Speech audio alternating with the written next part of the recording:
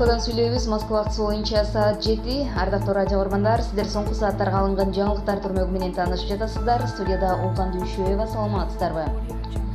1-июль күнү Төлөс KG футболдук лигасынын мелдеши болуп өттү. Анда 6 команда, тагыраак айтканда Толман, Торотай, Салиева, Кеңеш, Каракечит, Сокулук командалары ат салышты.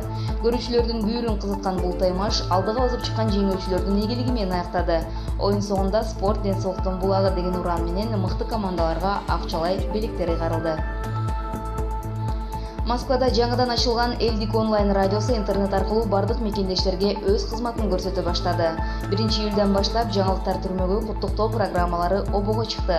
Эми мындан ары төмөнкү WhatsApp номери аркылуу куттуктоо билдирүүлөр кабыл алынат. 8963 653 63 62.